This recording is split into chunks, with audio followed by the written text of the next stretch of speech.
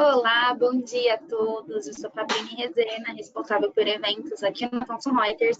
E em nome da companhia, quero agradecer a participação de todos neste webinar. No encontro de hoje, nós iremos falar sobre o uso de IA generativa nos serviços jurídicos, com a participação de Chiara Battaglia, advogada de Direito Digital e Proteção de Dados no escritório Machado Meyer, Paulo Zaniboni, Chief AI Officer na Redcore, e para mediar este encontro, Alexandre Zavagli, consultor de tendências jurídicas. Antes de iniciarmos, eu informo que nós já recebemos algumas perguntas durante as inscrições deste webinar, mas vocês podem ficar à vontade para enviar mais questionamentos no chat e nós tentaremos responder o máximo de perguntas dentro do tempo que nós temos disponível. Agora, sem mais delongas, passo a palavra para Alexandre Zavagli. Olá a todos e a todos, grande prazer estarmos aqui novamente para um bate-papo sobre tendências. Hoje é um assunto que está muito quente, né? IA generativa, todo mundo só fala sobre isso. E a gente hoje organizou um papo um pouco diferente, né? A gente traz sempre o pessoal da área do direito e hoje nós trouxemos aqui a Chiara, que é uma das responsáveis por um dos projetos mais inovadores no Machado Meyer de IA generativa. Nós já vamos falar um pouco com ela sobre isso. E também o Gustavo, que é um dos maiores especialistas na área técnica, né? Então a gente trouxe o lado jurídico e também o lado técnico, mas ao mesmo tempo é um técnico que entende muito de direito, participa aí de todas as discussões, desde a LGPD, agora tem participado ativamente das discussões de regulação da inteligência artificial, participou lá das audiências públicas do Senado, tenho certeza que vai ser um papo muito interessante.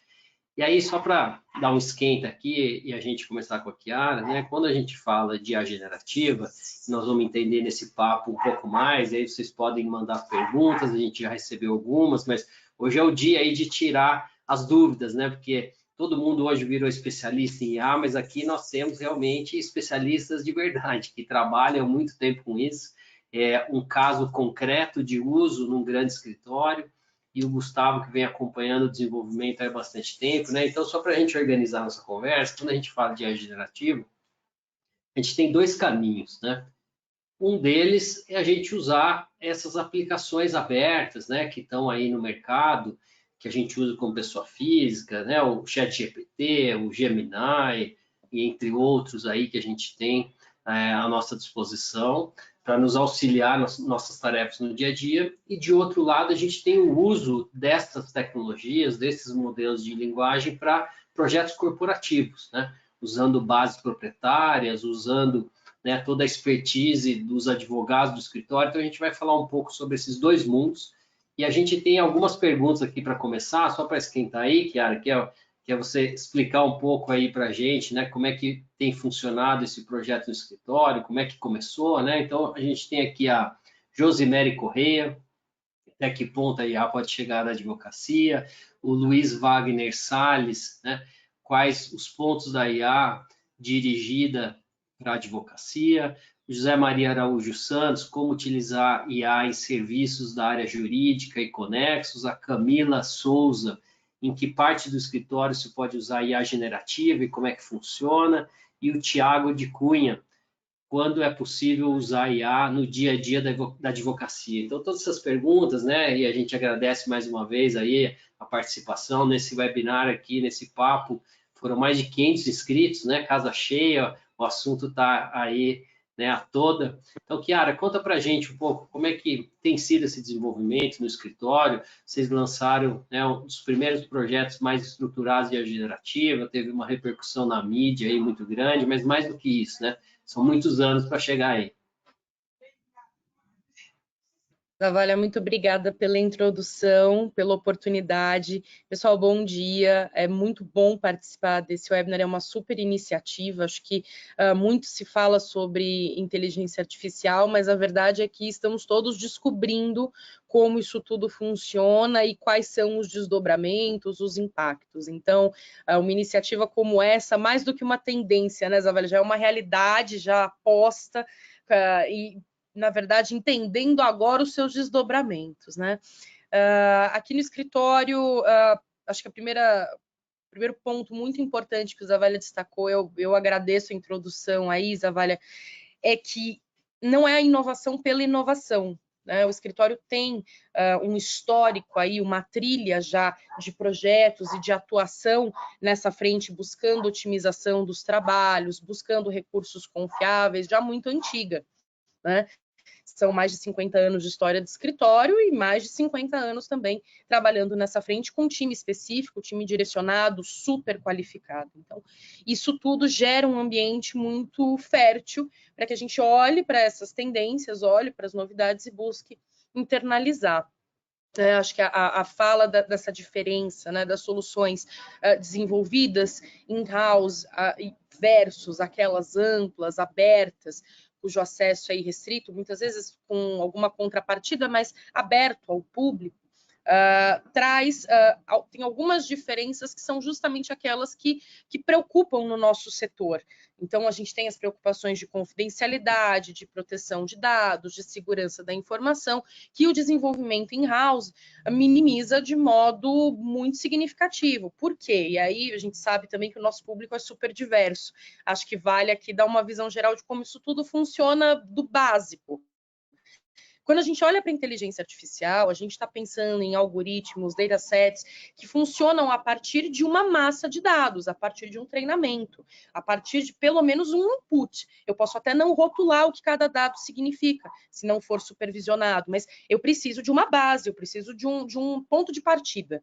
Né? E aí, esse ponto de partida, essa massa, essa fonte de dados, sendo in-house, sendo a nossa própria base, traz um certo conforto, porque são informações conhecidas, são informações devidamente protegidas de segurança da informação, em proteção de dados, por confidencialidade. Ao passo que, quando a gente olha para uma solução abrangente, a gente tem um mix de fontes e uma série de outras preocupações associadas aos seus termos de uso originais, proteção de dados pessoais eventualmente envolvidos, e aí surgem todas as discussões que a gente tem ouvido o tempo inteiro, né? Então, essa iniciativa do desenvolvimento de uma ferramenta própria tem justamente esse norte, garantir que a gente tenha uma segurança maior, tanto no seu desenvolvimento quanto no seu uso, que não é um fim em si mesmo. Né? O objetivo é a otimização, sempre com supervisão e aprimoramento contínuos. Zavalho, eu não consigo te ouvir, pelo menos. Não, desculpa, meu microfone aqui. E que áreas que vocês começaram aí? O que vocês de fato estão empregando essa tecnologia aí nesse projeto? Essa ferramenta tem como objetivo otimização. Então, a priori, foi feito um grupo de testes, do qual eu também participei, onde a gente começou a utilizar a ferramenta com perguntas do dia a dia. E disso foram surgindo prompts mais estruturados, e a gente já tem hoje alguns organizados, né? Então, os times já têm prompts que são usados dentro de casa, mais direcionados para suas atividades, e aí, obviamente, sempre com supervisão, sempre como um auxiliar ali, né? Então, a gente envolveu... Hoje o projeto já tem uma abrangência grande, praticamente completa dentro do escritório, em termos de acesso, né? Mas a priori foi um grupo de trabalho bastante expressivo, mas com profissionais que já tinham um pouco mais de conhecimento em tecnologia, já trabalharam com questões associadas, justamente para que as preocupações fossem aquelas mais alinhadas às necessidades dessa etapa de treino e de refinamento que continua. Elas são etapas contínuas, né, Zavalho? Legal. Gustavo, para a gente dar um passo atrás, né, nós já vamos falar depois aí sobre esses perigos aí, todos os riscos, né, de alucinação, de proteção de dados, de direitos autorais, né, a gente já chega lá, mas antes vamos começar aqui com o pessoal, né, para a gente entender de verdade, né, o que é essa IA generativa, porque só para vocês entenderem, né, pessoal, eu também tenho a oportunidade de trabalhar com inteligência artificial desde 2016, né, nós já temos um caminho aí, né, procurando desenvolver essas tecnologias e aplicá-las aqui no dia a dia dos serviços jurídicos, né. Então, basicamente, quando a gente, né, a gente usava um buscador, por exemplo, né, ele usa uma técnica que é um buscador de palavras, né. A inteligência artificial, antes de começar a gerar documentos, ela tem nos ajudado muito a estruturar as informações, né. Então, ela nos ajudou a trazer um contexto. pensa assim, qual é a diferença entre manga de camisa e manga fruta, né? Então a gente tinha antes que taguear, né? Então a gente via lá, toda vez que era uma manga fruta, a gente colocava assim, olha, vai ter uma fazenda perto, vai ter a feira, né? Vai ter saúde, vai ter fruta. Então a gente tinha que taguear essas palavras, né? Para a gente falar, olha, toda vez que essas palavras estiverem próximas aqui, você vai classificar como manga, né? Fruta. Toda vez que for manga de camisa, vai ter aqui armário, pessoa, vestimenta e assim por diante, né? Então, a gente começou num trabalho muito ostensivo, né? Começando aí com petições ou decisões, então a gente ficava lá tagueando, né? Julgo improcedente, nego improcedência, indefiro o pedido, as várias maneiras diferentes de dar uma sentença, para que a gente colocasse uma sentença nova e falasse, ó, procura aqui onde está a decisão, né? Então, a gente começou assim, e a generativa, como o Gustavo vai explicar para a gente agora, né? Ela ajudou muito com esses bilhões de parâmetros a, de certa maneira, automatizar esse contexto, né? Então, ela já olha aí para a manga, por exemplo, e olha, toda vez, eu já estou vendo aqui nesses dados inteiros de treinamento, que toda vez que a manga é fruta, eu já estou vendo essas 30 palavras em volta aqui. E toda vez que tem fazenda, fruta, né, e feira numa mesma frase, eu tenho 99% de certeza que é a fruta, né? Então, na verdade, o modelo de linguagem em si, ele nada mais é, né, do que estatística, assim como a gente tem usado para fazer jurimetria e tudo mais, para dizer qual é a melhor palavra seguinte, qual é o melhor contexto, qual é a melhor frase, né? Então, muito antes de a gente começar a usar para escrever algo, para criar algo novo, né? Essas tecnologias a inteligência artificial em si, com suas várias técnicas, têm nos ajudado primeiro a classificar a informação, né? E aí o Gustavo vai explicar um pouco para a gente como é que funciona e a importância de a gente seguir esse caminho, como a Chiara está falando, né? Porque, na verdade, não tem nada de mágica, é sempre em cima de dados, não é isso, Gustavo? O Alexandre, bom, é um prazer estar aqui falando com vocês, tá? Você fez uma introdução muito boa, você praticamente já explicou, mas eu vou tentar só organizar o que você falou de um jeito para ficar claro para quem está assistindo, tá? Inteligência artificial, o conceito é lá da década de 50, 60, do século passado, mas desde o final dos anos 90 a gente já usa muitas coisas. Só que a gente usa, são técnicas, tá? Não pensa em uma inteligência artificial, pensa em formas que o programador usa para resolver problemas de computação, tá? Então, desde o final da década de 90, a gente já usa inteligência artificial para muita coisa, as tais das redes neurais principalmente, e outras técnicas, regressão, árvore de decisão. Se vocês derem uma pesquisada, vocês vão ver que tem muito dessas coisas, a árvore de decisão, a regressão linear, a redes neurais, o que são essas coisas, tá? Esse tipo de aplicação ele estava muito restrito, meio acadêmico, e algumas instituições onde isso era determinante. Por exemplo, quem começava a tratar massas muito grandes de dados, sistema financeiro, um pouco na defesa, a gente usava esse tipo de solução de inteligência artificial. O que aconteceu? De repente todo mundo dormiu num belo dia e no dia seguinte apareceu um negócio no final de 2022 que se chama ChatGPT, que é muito mais do que IA generativa, ou muito menos, na verdade, né? Ele é um modelo de linguagem. Então, o que foi esse salto? Até um determinado momento, e a parte de IA generativa começou em 2014, e o artigo que deu o subsídio para o ChatGPT é de 2017, então não é nada que apareceu em 2022. Mas de 2022 para frente, o público todo passou a ter acesso à inteligência artificial e de um jeito diferente do que a gente tinha no passado. Até um pouco antes, até a gente tinha sistemas que tentavam identificar a linguagem, responder comandos, mas era tudo muito restrito. Era tudo muito... se você falasse refri em vez de refrigerante, podia ser que o sistema não entendesse, entendeu?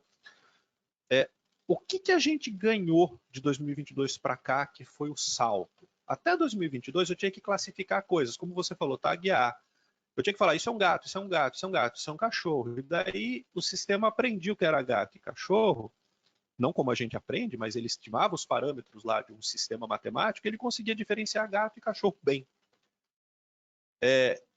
Ou eu tinha uma massa de dados enorme e eu falava, vê que classes tem nessa massa de dados, e o meu sistema ia lá automaticamente falava, eu vejo esse tipo de comportamento e esse outro, né? Daí você não está tendo que dar o label, mas ele fazia para você. O que a gente ganhou com os modelos de linguagem, com os LLMs, tá?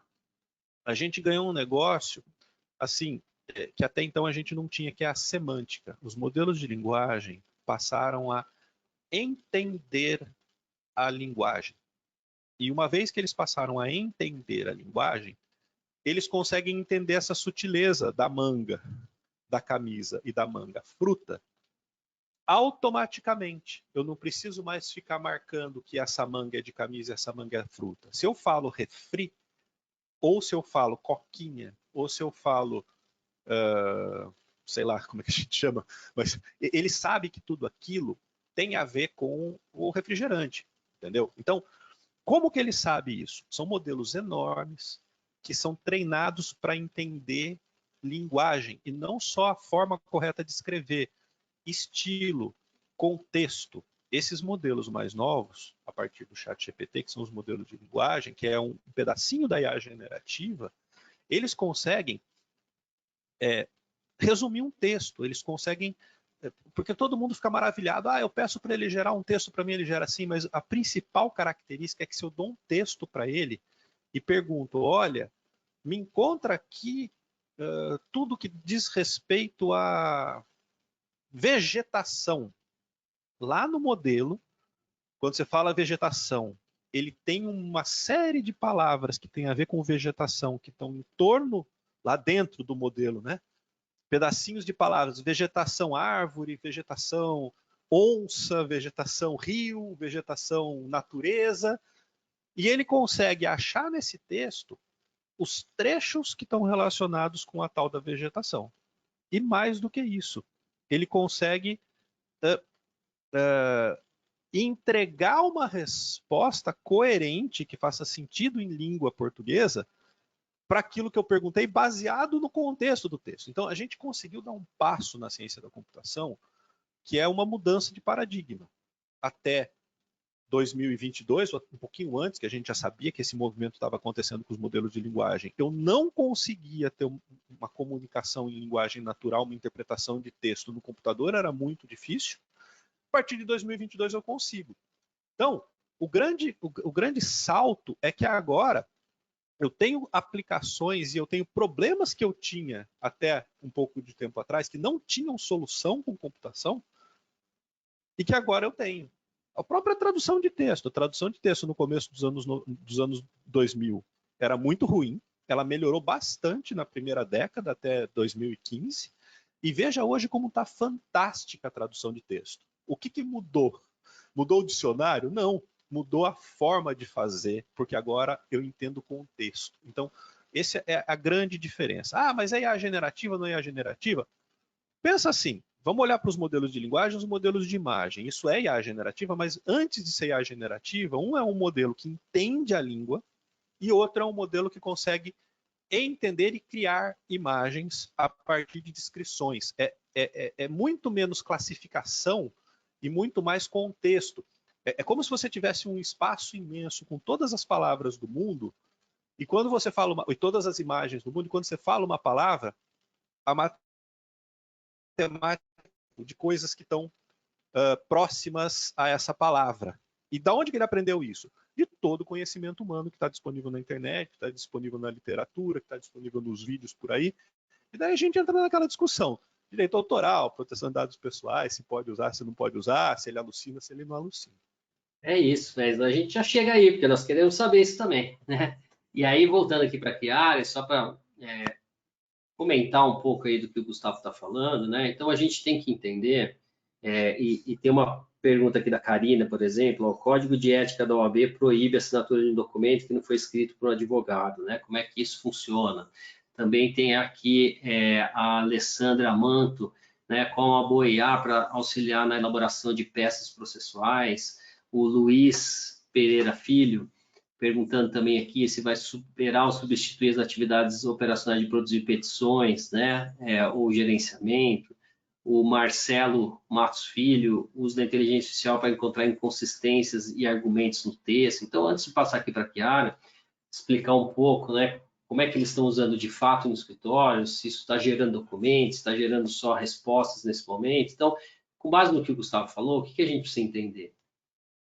Que assim como a gente estava usando, né, inteligência artificial para fazer jurimetria, que é matemática estatística. Então, não é que ela vai acertar exatamente, meu robô vai acertar esse caso. Não é isso. Ele vai ler todos os casos, que a gente não tem capacidade de ler os milhares de casos, né, daquele assunto, vai entender o contexto e vai dizer, olha, a tese que tem maior probabilidade de ganho nesse tipo de caso, com esse juiz, com esse perito, com essas características, é essa tese aqui. Mas é estatística, né? Quer dizer, é maior probabilidade de ganho. Então, aqui, nós passamos a usar essa mesma questão, né, da estatística para dizer qual é a probabilidade de um texto coerente. Por isso que é um modelo de linguagem em larga escala. Então, uma coisa é o modelo de linguagem, que são esses pesos e vetores que ligam as palavras. Outra coisa é o contexto que a gente liga. Então, o que é importante a gente entender? Se a gente vai usar o ChatGPT, por exemplo, aberto, né, o que ele usa de contexto? Os dados abertos da internet. Então, vamos pensar, né, todos os livros aqui da Revista dos Tribunais, por exemplo, eles estão abertos na internet? Não estão. Então, é capaz de ele trazer, né, uma citação dessa doutrina que está nessa base de dados específica? Não, porque é uma questão lógica. Ele não cria nada novo, ele sempre vai buscar alguma coisa, né? Então, aí que entram esses riscos primeiro. Então, a gente precisa entender as limitações da tecnologia e para que a gente vai usar. Então, a gente tem que entender o seguinte, ela é inteligente no sentido humano, de juízo de valor, de entender o que ela está fazendo? Não, ela está classificando as coisas com matemática e estatística, né? Então, primeiro, ela é capaz realmente de escrever uma petição lá, né, na última linha, sozinha, decidir um caso? É lógico que não. Por isso que tem essa discussão da supervisão humana, né, na regulação em todas as etapas. Então, né, Karina, nossa opinião, a gente trabalha super a favor da inteligência artificial, mas ela nunca pode substituir nem o advogado, nem o juiz também. Falar, vai dar sentença no lugar do juiz. Não pode, a prerrogativa, né, de dar a decisão é do magistrado, né, um ato privativo do magistrado. Então, ela pode usar para fazer, né, a primeira versão, para fazer o resumo, para ajudar a construir um documento. Se ela tiver numa base privada, né, ela pode trazer algumas jurisprudências mais qualificadas, mas ela serve como base, ela não serve como elemento final daquilo que a gente vai fazer, né? E aí, então, Chiara, como é que vocês de fato estão usando, né? Primeiro, você falou que uma pesquisa na própria base do escritório, né? Uma base de contratos, né? Uma base de, por exemplo, de pareceres, né? Também para algumas questões administrativas. Então, como é que vocês estão trabalhando, né? De fato, essas primeiras iniciativas? O que ele está gerando de documento e quais têm sido os cuidados, né, com base nisso que a gente está falando aqui. Não, perfeito, Zavalli. Acho que a sua colocação foi muito feliz. A gente precisa ter em mente, não esquecer que a inteligência artificial é uma ferramenta. Ela não é um fim em si mesmo. Né? Então, é a forma como a gente aplica muitas vezes que vai determinar o seu impacto. Né? É claro que as questões de desenvolvimento também são importantes, como o Gustavo comentou super sobre o tagamento, sobre parametrização, mas a própria aplicação é muito importante. Né? Então, primeira coisa, e aí acho que vale contar um pouco, né? Eu pesquiso inteligência artificial também na vida acadêmica, além do trabalho de escritório, e uma coisa que a gente percebe, essa discussão do vai substituir o advogado, pode produzir documentos, é uma discussão muito similar à que a gente vê na academia. Então, pode produzir artigo, pode produzir capítulo de livro. Acho que aqui a gente precisa dar um passo atrás, né? Ela é uma ferramenta. Então, como você comentou, Zavalli, automação documental, pesquisa, tradução, são elementos que ajudam no dia a dia. A capacidade intelectual, o senso crítico, a experiência, a visão ética, por mais que a tecnologia seja desenvolvida com parâmetros éticos, a ética do advogado, do publicitário, do estudante, do pesquisador vai continuar sendo tão importante ou mais. Né? Então, a gente tem aqui ter essa visão. Hoje, a ferramenta funciona para fins de automação, funciona para fins de pesquisa, categorização, o exemplo que você deu, uma versão traduzida, todas, não só do escritório, né? A gente tem várias versões, mas nenhuma delas afasta a necessidade de curadoria e de supervisão. Não só para efeito legal, por exigência legal, como a gente já viu com a experiência do AI Act, vem discutindo no nosso marco regulatório, por uma questão prática. Como vocês comentaram, e a gente ainda vai abordar, né, Gustavo? Questões de alucinação, uma série de outras preocupações que a própria ferramenta não tem condições de filtrar, ao menos não ainda. Além das questões éticas propriamente ditas. Então, se a gente for olhar para o mercado, em paralelo com esse desenvolvimento, veio o boom dos princípios, né, os princípios de AI. Então, tem os princípios da OCDE, tem princípio para todo lado. Tem um artigo muito interessante do Floridi, que é uma super referência, um filósofo dessas questões, um grande pesquisador na seara ética associada à inteligência artificial, que ele fala de mapeados pelo menos 45 princípios relevantes, de documentos relevantes, a gente consegue sintetizar em 5 básicos, fundamentais, norteadores. Por quê? Tudo isso mostra preocupação em torno da substituição, das questões éticas, e que são super relevantes, de discriminação a partir do dataset. Tudo isso é hiper pertinente, mas vale a gente lembrar que todo o contexto, tanto do uso quanto do desenvolvimento, continua sendo a ética do ser humano, né? A inteligência humana por trás da inteligência artificial. Então, toda a aplicação que a gente considera de inteligência artificial, tanto a presente quanto planejamento, com relação ao desenvolvimento da ferramenta, tem esse viés, uma inovação que realmente seja útil, não é uma inovação como um fim em si mesmo, inovar por inovar, é para resolver problemas, e sempre voltado para um auxílio, né? Ela não substitui a supervisão, ela não afasta, a gente não se tem nenhum interesse, acho que isso não só no jurídico, né, Zavalha, eu acho que isso é inerente a todas as áreas, né, Gustavo? Publicidade, jurídico, produção acadêmica. Se você me permite, só fazer uma parte rapidinho, Alexandre e Chiara. Veja, toda vez que a gente fala de inteligência artificial, quando eu não estou falando lá, tira só o mais básico, tá? Regressão linear, árvore de decisão, mas tudo a partir de redes neurais, tudo que usa redes neurais tem a imprevisibilidade. Eu não estou nem falando do que eles chamam de alucinação. Talvez a gente converse um pouquinho mais sobre isso, mas a imprevisibilidade. Então, quando a gente faz um sistema que usa inteligência artificial, eu não vou falar do jurídico, eu vou falar de imagem médica só para dar um exemplo, mas vale para segurança pública, vale para reconhecimento facial, vale para tudo isso. Eu não vou, numa imagem de uma chapa do pulmão de alguém, usar inteligência artificial para apontar e falar, aqui tem câncer. Eu não faço isso. Que problema que eu quero resolver? Que foi o que você falou, que a gente resolve problema. O médico está olhando lá todas as chapas, tendo que ter atenção com todas as chapas. O que a gente pode auxiliar? Eu faço um modelo que ele é muito bom em identificar quem não tem problema. Ou seja, eu crio um modelo com falsos positivos de problema. Tá? De que forma? Eu faço um sistema que, quando não tem problema, ele sabe e ele descarta. Ele fala, olha, médico, essa você não precisa olhar que não tem problema. Essa você não precisa olhar. Ah, mas não pode ter um problema ali dentro? Você monta o sistema para ele errar para o outro lado. Você faz ele mostrar muitas vezes chapas que não tem problema na dúvida, mas as que ele deixar passar, não vai ter problema mesmo.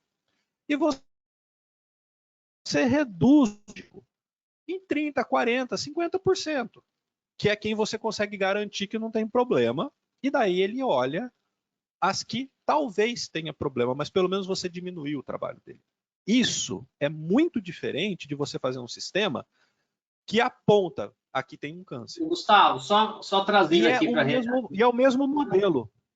Trazendo para a realidade do direito, Sim. né, o seu exemplo, né, quer dizer, vamos fazer uma due diligence, né, compra e venda de uma empresa, você está olhando um monte de contrato, né, e qual contrato tem um determinado risco, né, Então, esse, inclusive, é um dos projetos que eu conheço lá do Machado Meyer, né, que usa uma ferramenta há muitos anos de inteligência artificial também para ler todos os contratos, entender risco, né? Então, imagina o seguinte, você olha, desses 10 mil contratos que o escritório precisava ler, esses 5 mil aqui eu já estou vendo que não tem risco nenhum, quer dizer, nós já delimitamos a base. E aí, né, você treina naquelas cláusulas que tem um risco maior e ele pode ajudar a gente a clusterizar, quer dizer, a agrupar problemas. Olha, esse grupo de contratos provavelmente tem esse problema, esse grupo de contratos. Então, veja, pessoal, nós não estamos falando que ela vai dizer, olha, exatamente em todos os casos, não é assim que funciona a inteligência artificial, é matemática estatística. Ela vai nos ajudar a filtrar, a organizar a informação, né? E olha que mágico que é. O ponto que eu queria colocar para isso, todo mundo tem esse conceito, é o seguinte: o mesmo modelo que faz isso que o Alexandre falou, que ele descarta aqueles 5 mil que não preciso olhar e meio que aponta onde que eu tenho que olhar nos outros 5 mil que sobraram, a mesma parte de inteligência artificial, eu podia fazer o contrário. Eu podia fazer o sistema falar, ó, pega o resultado do meu modelo de inteligência artificial e aponta que tem um problema aqui e cancela o contrato. Mesmo modelo. É o sistema, é o que você quer na inteligência artificial, como usar a inteligência artificial dentro do seu sistema, que te diz, é o mesmo modelo de inteligência artificial. O programador mudou o jeito de usar. Ao invés de eu apontar o dedo para o contrato que falhou, por quê? Por causa de uma questão de risco. Se eu aponto o dedo para um contrato que falhou, mando cancelar o contrato na due diligence, ó, não faz o M&A que deu errado aqui, certo? E eu erro, eu causei um prejuízo milionário, certo? Se eu tiro um documento por engano que deveria ser olhado, tá? Mas eu tenho os outros 5 mil para olhar, com certeza uma falha no sistema não vai causar um dano irreversível, porque eu estou olhando os outros 5 mil documentos.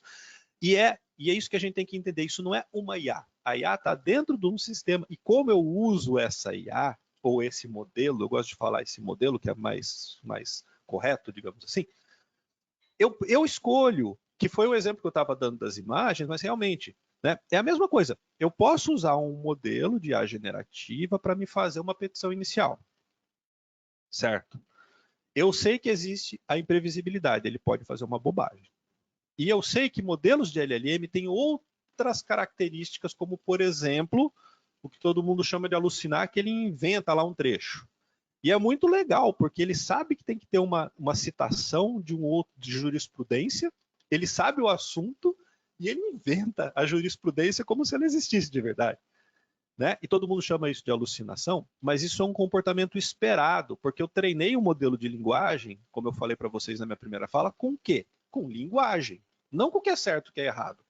Então ele sabe a linguagem, ele sabe o estilo, ele sabe o contexto, as palavras. Se eu estou fazendo uma inicial de, sei lá, de roubo, ele vai trazer alguma coisa envolvendo roubo, mas no final das contas, eu não posso pegar essa inicial e considerar que ela está correta. Ela tem que passar, ela é um V0, sabe? Sabe quando o Word começou a corrigir o texto para a gente? Aproveitando isso, a gente volta com o Gustavo já para explicar um pouco mais aí dessa alucinação, como é que funciona tecnicamente, né?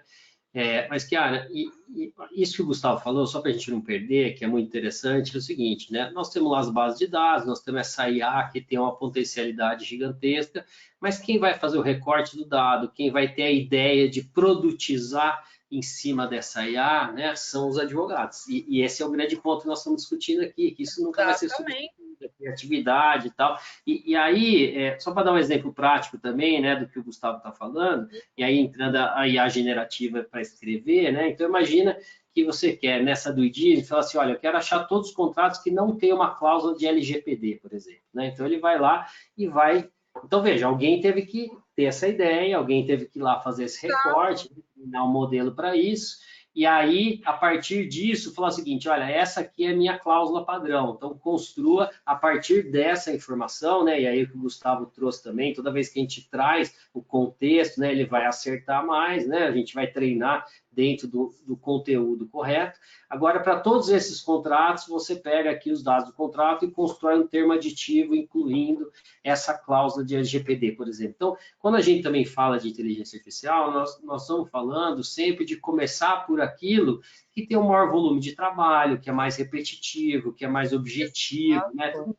Mas é aquele caso de família, que tem aquela questão fática. Não, a inteligência artificial não serve para isso, né? Ela serve para aquilo que tem padrão, né? Porque ela vai entender o padrão e vai nos ajudar. Então, fala para a gente como é que é esse dia a dia aí como advogado, né? Com um time de tecnologia aí fantástico, o Paulo Silvestre aí, todo o time, né?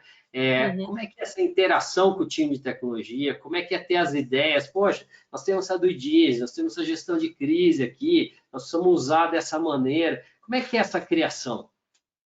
Isso, Zavalho, muito a sua fala, porque particularmente acredito muito nisso. Acho que a gente tem uma visão meio megalomaníaca de que esses modelos vão mudar o mundo e vão resolver tudo e basicamente as profissões vão deixar de existir.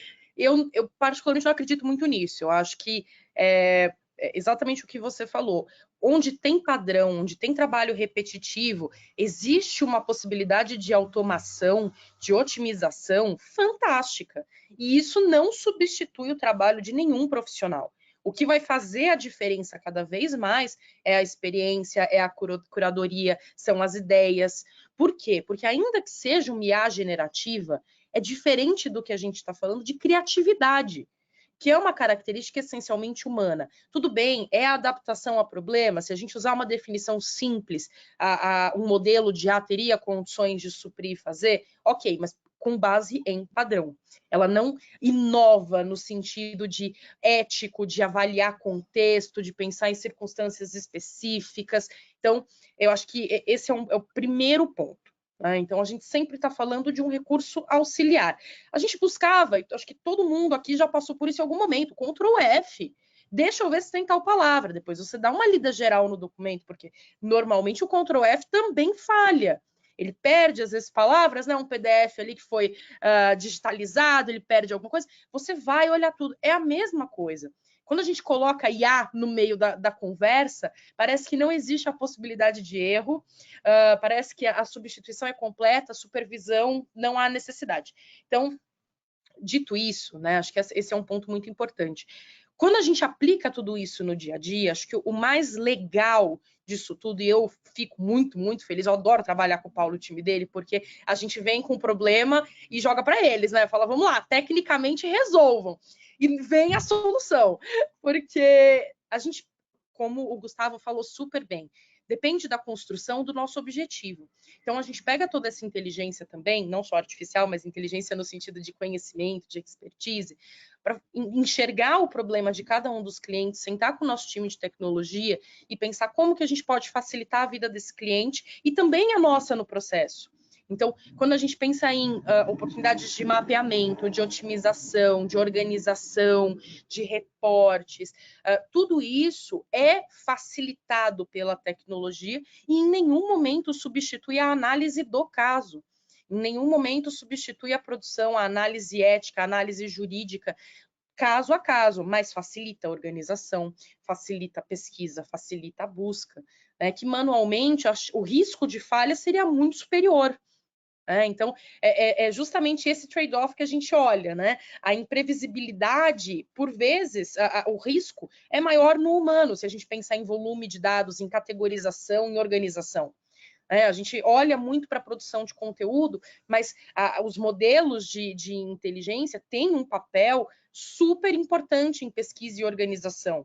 E acho que esse é um dos principais pontos, foram os primeiros também que a gente abordou dentro de casa durante essa expansão, esse treinamento, justamente porque eles são essas tarefas repetitivas que agregam valor e facilitam o cotidiano com um risco bem controlado, porque sempre vai passar ainda por uma supervisão. Né? Você consegue, com o tempo, embarcar uma base de conhecimento, não é treinar a IA, tá? Mas é ir para ela olhar para uma base de conhecimento. Então imagina que você escreveu um parecer sobre um tipo de caso, tá? Se você pedir para ele gerar um outro parecer para um caso similar, e o sistema, o modelo olhar para essa base de conhecimento, para esse parecer que você já escreveu, ele consegue fazer um muito similar de uma forma que praticamente você talvez não precise nem corrigir, porque ele consegue manter aquele estilo, aquele contexto e trazer para o contexto novo que você está colocando. Agora, se você tem um tipo de caso que é parecido, mas o contexto muda, provavelmente o modelo de inteligência artificial não vai gerar um parecer totalmente utilizável. Daí você vai ter que ter um trabalho maior de correção e eventualmente de ajuste. Mas é interessante que... Esse ponto que eu queria voltar aí, para a gente falar agora um pouco dessa alucinação, né? Para você poder explicar melhor aí como é que funciona. Então, só também vou fazer no papel aqui de tradução aí, de linkar as nossas frases aqui, né? Então, para vocês entenderem, você lembra que a gente começou a falar que a gente tem uma utilização, né, desses aplicativos abertos e projetos corporativos dentro da nossa base, né? Então, como o Gustavo começou a explicar, imagina que essa IA generativa, né, ela entendeu que uma petição tem dos fatos do direito do pedido, ela entendeu que isso é um padrão, né? Mas quando a gente está falando da base aberta, né, se é matemática estatística, se eu perguntar assim, quem é o Alexandre Zavag? O que eu estou estatisticamente em bilhões de parâmetros na internet? Por mais que eu possa ter um monte de texto lá, um monte de vídeo, etc., mas eu sou 0,01%. Então, qual é a chance, estatisticamente, de ela acertar quem eu sou? É muito pequena, né? Então, quando a gente cria, né, um texto naquilo que está aberto, né, e foi treinado com dados abertos da internet, ela vai colocar lá uma jurisprudência, uma doutrina, mas o que a governança dessa tecnologia permitiu? Olha, quando a gente não tem certeza, como o nosso propósito é a estrutura do texto, coloca qualquer coisa, entendeu? É que a gente não entendeu que é assim que funciona. No começo todo mundo falou, é uma ferramenta de pesquisa, ele vai fazer, mas não é isso, é um modelo de linguagem, então ele vai dar uma estrutura do texto. E aí que a gente entra nessa discussão de ter uma base qualificada corporativa. Então, se a gente coloca os nossos 10 mil contratos, os 1.000 pareceres que o escritório já fez, a gente tem uma relevância estatística muito grande, porque ele está olhando para aquela base. E ele tem, como o Gustavo começou a falar, e agora pode explicar melhor para a gente, né, como buscar o modelo de linguagem, buscar o contexto nessa base qualificada, aí a gente vai diminuir a alucinação, a gente vai conseguir fazer um referenciamento, que é muito importante no direito também, né, qual é a fonte da qual a gente trouxe essa informação. Então, explica aí, Gustavo, assim, a partir desse papo aí um pouco melhor, tecnicamente, a alucinação. Muito boa sua observação. Eu estava falando já sem a gente dar um passo atrás e está certo. Veja, um LLM é um Large Language Model, é um modelo de linguagem. E como eu falei, ele é muito bom para contexto, e contexto são coisas parecidas, eu diferencio a manga da camisa da manga fruta, e ele é muito bom para estilo. Eu falo, faça um texto que é uma poesia de quadras. Ele vai lá e sabe fazer isso, porque isso é a linguagem que ele absorveu. Só que, para treinar esse modelo, a gente treinou com todo o conteúdo possível. E todo o conteúdo possível, pensando na internet, significa que você tem muita coisa correta, porque o pessoal publica coisas corretas na internet. Então, se eu pergunto quem é o presidente do Brasil, existe uma chance grande do modelo me responder que é o Lula. Tá? Por quê? Porque tem muito texto falando que o presidente do Brasil é o Lula. Não foi um exemplo bom porque às vezes ele erra, porque o presidente muda muito, tá? Mas fala um físico que trabalhou com cálculo diferencial, ele sabe que é o Isaac Newton, tá? Mas o que acontece? Quando você pede uma tarefa, ou tem uma conversa, ou solicita para o modelo preencher uma frase, e ele chega num ponto em que ele não tem muita certeza, ou seja, não tem essa relevância estatística, tá? O que o sistema faz? Ele, de alguma forma, completa aquela frase. Ele vai completar a frase. Ele não vai parar no meio de uma frase e falar, nossa, eu não sei continuar. Ele sabe continuar. Só que nós antropomorfizamos um pouco o ChatGPT e esse tipo de ferramenta. A gente acha que é realmente uma inteligência artificial, algo que é um ser pensante que sabe tudo. E os modelos não são, ele não é isso. Então, muitas vezes ele me dá uma resposta que ela tem o contexto, quer dizer, ela faz sentido, ela está coerente no estilo, ela está correta na linguagem, mas ela não condiz com a realidade. Ela é falsa. Nossa, Gustavo, mas a gente fez um negócio. Fez. Por quê? Porque a gente treinou para a linguagem, a gente não treinou para o que é correto. Então, isso acontece tem um nome específico para isso, que é alucinação, mas parece que a alucinação significa um erro, e não é bem um erro, é uma característica de todo LLM. Então, um modelo de linguagem, ele vai te entregar uma frase respondendo aquilo que você perguntou, ou seguindo a instrução que você deu. E ele não tem ideia do que ele está falando. Por mais que pareça, ele não sabe do que se trata. Tá? Antes eu perguntava para os LLMs qual a cor do cavalo branco de Napoleão. Eles respondiam: o cavalo branco de Napoleão é o morengo. Por quê? Cavalo, Napoleão, o que tem na internet? Morengo, que é o nome do cavalo dele. Ele não entende o que eu estou perguntando, senão ele ia responder: a cor do cavalo branco de Napoleão é branca. Vida que segue. Hoje o ChatGPT até responde, e ele fala: você está tentando me enganar. Mas a gente tem que entender que a forma de evitar que ele crie uma frase que parece verdadeira, mas que não tem um conteúdo correto, é fazendo uma técnica que o pessoal chama de RAG. Não vamos entrar em detalhe técnico, mas significa o quê? Eu não pergunto, por exemplo, quem é o Alexandre Zavaglia e o modelo vai falar da cabeça dele, com base no treinamento da internet. Eu tenho um currículo do Alexandre Zavaglia e eu falo para o modelo: olhando para esse currículo, me fala quem é o Alexandre Zavaglia. Lembra que eu falei que o modelo de linguagem consegue entender e resumir, e daí ele não vai inventar nada, ou a chance dele inventar é muito pequenininha, tendo uma imprevisibilidade, mas é muito pequeno. O que a gente faz, então? A gente não entrega o currículo do Alexandre, pede, ou não entrega uma jurisprudência e pede para o sistema trabalhar. Eu jogo toda a informação que eu sei que é uma informação verdadeira, que é a base da qual eu quero que o modelo responda. E daí eu peço para o modelo: olha, com base nesse documento aqui, faça uma petição para mim, ou faça o parecer para mim, ou escreva um texto para mim desse jeito.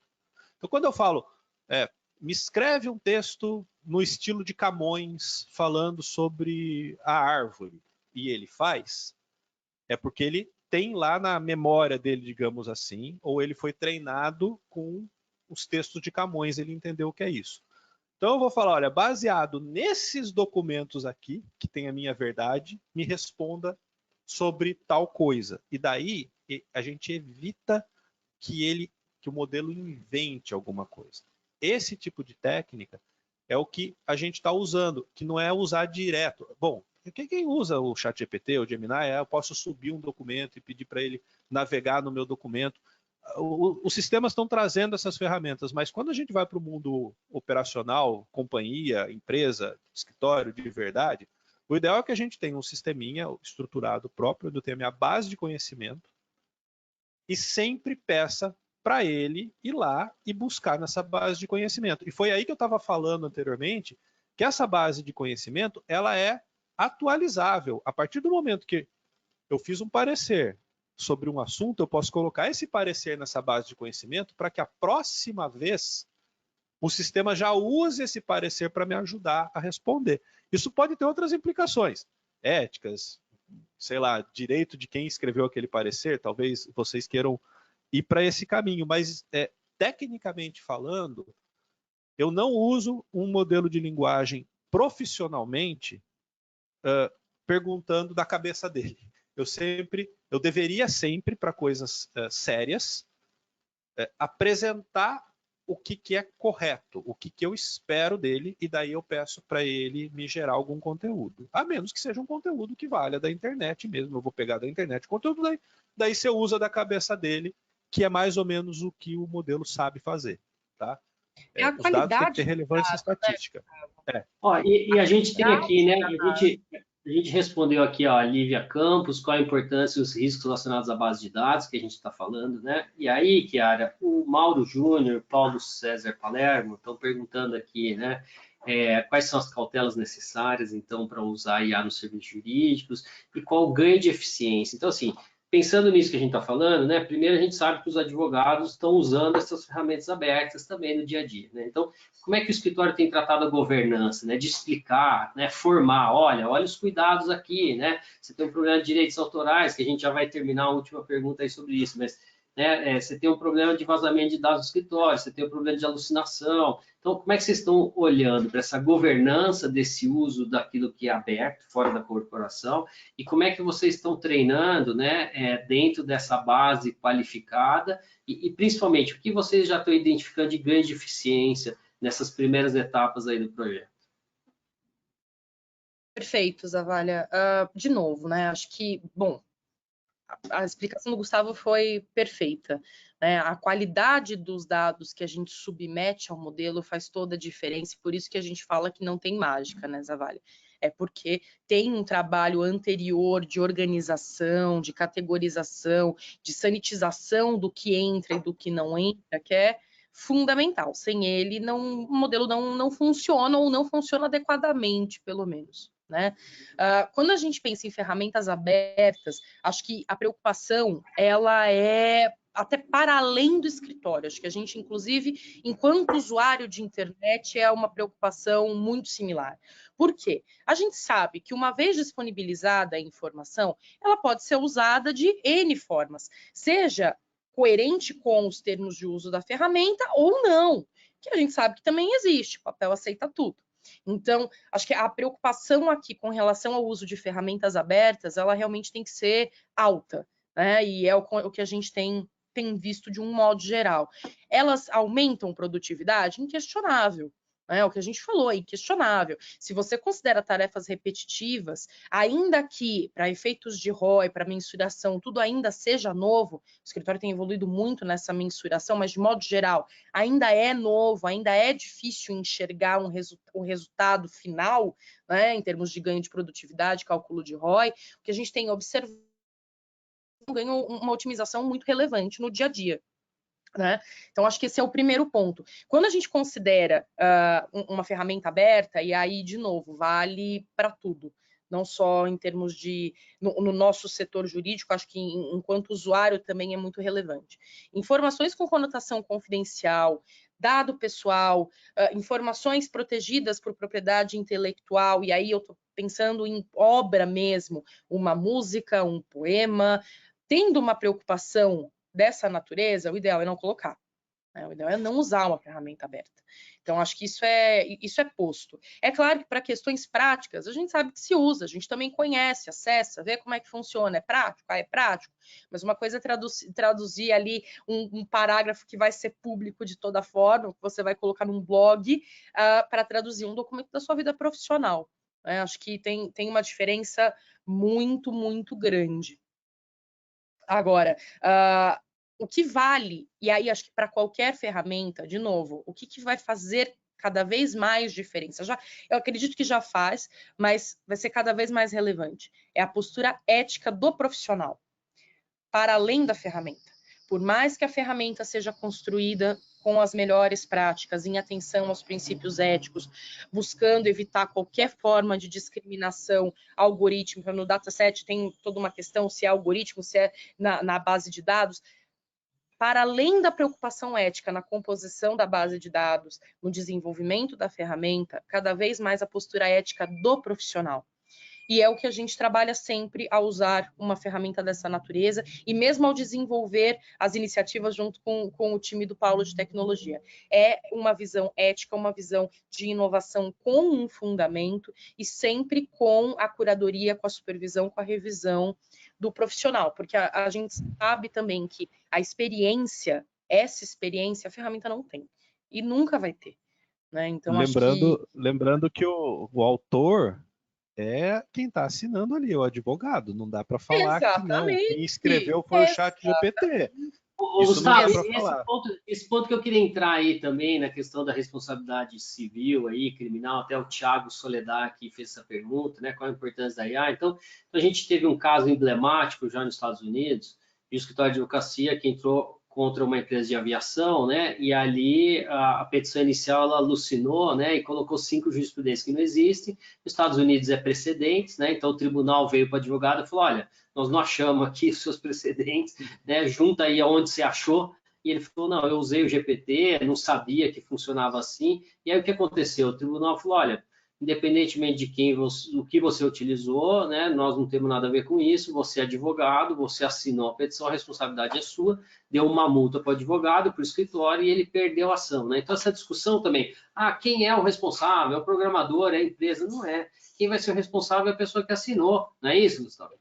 É exatamente isso. Quando a gente usa o corretor ortográfico, se o corretor escrever seção errado e essa seção, que era para ser uma seção, virar uma seção, mudar o texto que você está entregando e o juiz olhar e falar: tá bom, ok, e der ruim, você vai pôr a culpa no Word, no corretor ortográfico do Word? Não.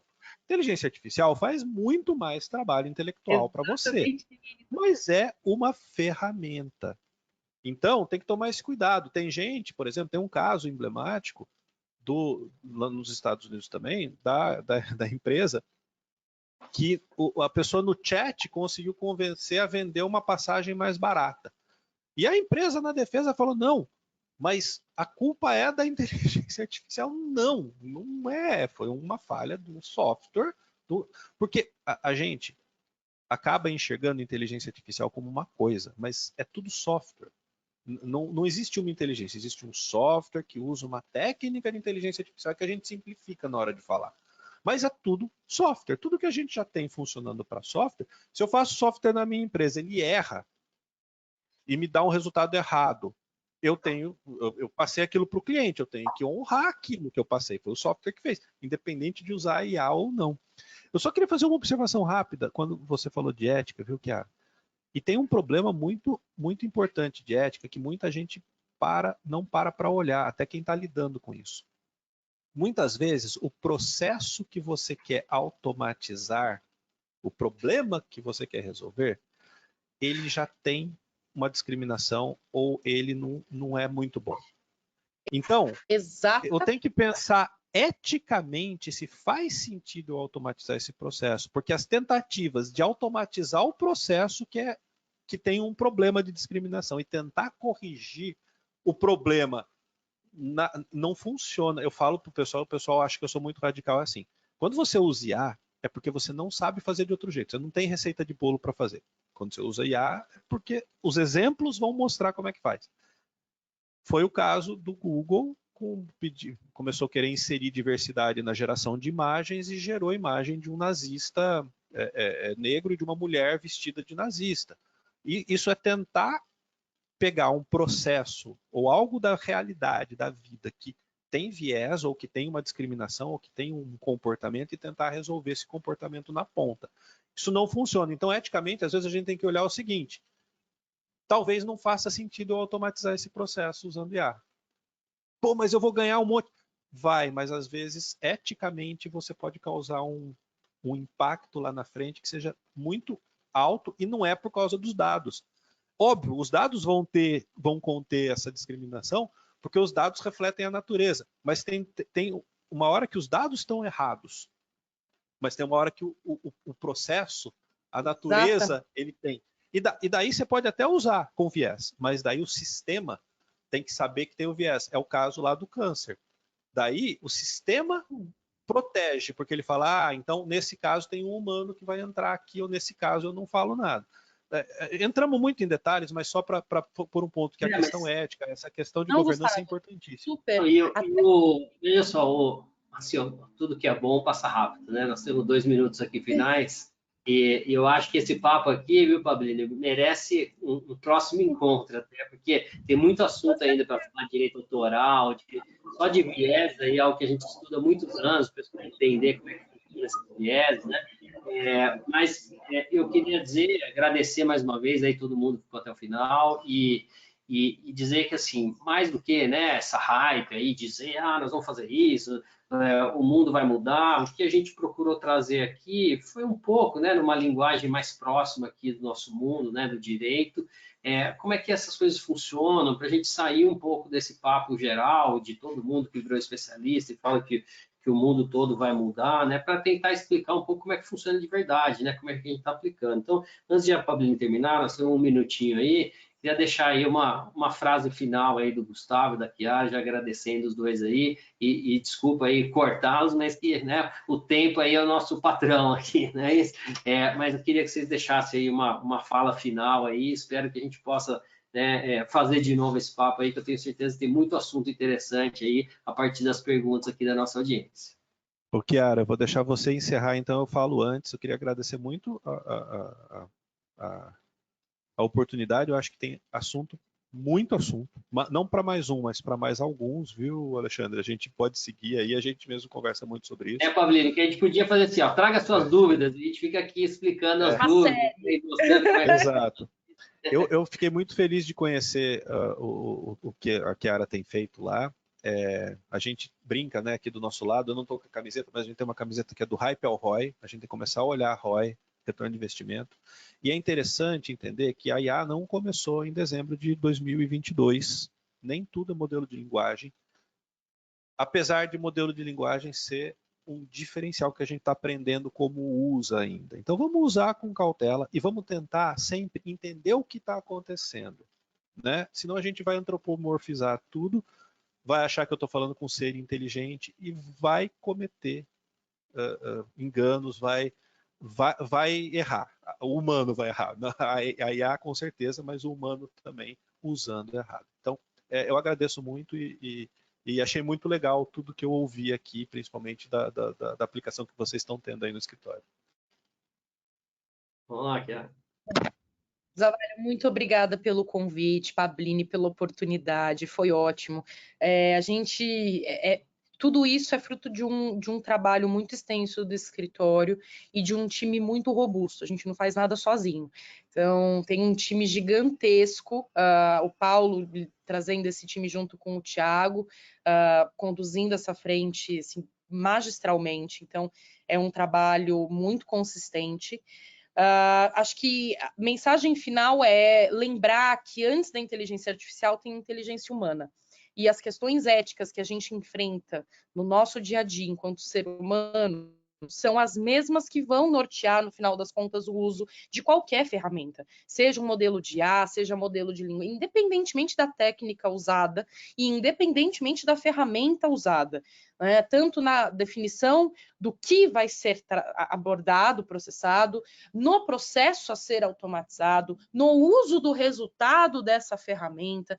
Quer dizer, em todo momento a gente tem aqui decisões puramente éticas, humanas, de legalidade, de pertinência, de adequação, e isso tudo reforça, na verdade, a importância, o papel, no nosso caso, falando aqui do advogado, mas acho que é uma realidade para todos os setores, é a nossa experiência, a nossa visão, a ética, a nossa estrutura humana, a nossa consciência é que dá o norte aqui na utilização desses resultados, né? Eles podem ser tanto bons quanto ruins. Os modelos podem ser tanto úteis quanto prejudiciais. Então, acho que a mensagem aqui, eu adorei ouvir o Gustavo falando, Zavalha, foi ótimo, e eu saio reforçando essa sensação de que cada vez mais os nossos aspectos humanos serão importantes nessa virada de chave, com os avanços, né? Porque não é, em que pese o tema não seja propriamente novo, o seu avanço mais significativo foi muito rápido, então isso tudo gerou, obviamente, uma preocupação, um certo desconsolo aí com todos os impactos. Então, acho que, mas reforça o nosso papel. Acho que reforça o papel do profissional e do ser humano. Muito obrigada, gente. Foi ótimo. Obrigado, cara. Obrigado, Gustavo. E mais uma vez, agradeço aí a todos e a todas, nossa audiência aí. Tem muita coisa para a gente falar sobre esse assunto, né, Pablito? Com Com certeza, pessoal. Acho que aqui foi realmente... Deixou o pessoal com gostinho de quero mais, quero ouvir mais. A gente recebeu aqui muitas, não só perguntas que a gente já tinha recebido durante as inscrições, mas durante a apresentação de vocês, muitos comentários, né? Então, a gente não consegue ficar enviando todos, porque realmente acaba virando... Já está acontecendo aqui um bate-papo tipo legal, mas a gente acaba abrindo aí mais. Acho que a ideia que a Chiara falou é legal. Assim, vamos abrir uma sala aqui, pessoal, tirem suas dúvidas e a gente vai falando. Acho que seria uma ótima apresentação, um ótimo bate-papo. Mas, enfim, acho que vale super a pena, assim, nós, em outros webinars, estendermos, né, um assunto que aí tem uma pauta sem fim, que a gente pode sanar para o pessoal, acho que ajuda bastante. Então, quero agradecer a Chiara, Gustavo, a Wagner, mais uma vez, por nos apoiar, como sempre, aí, nos nossos webinars.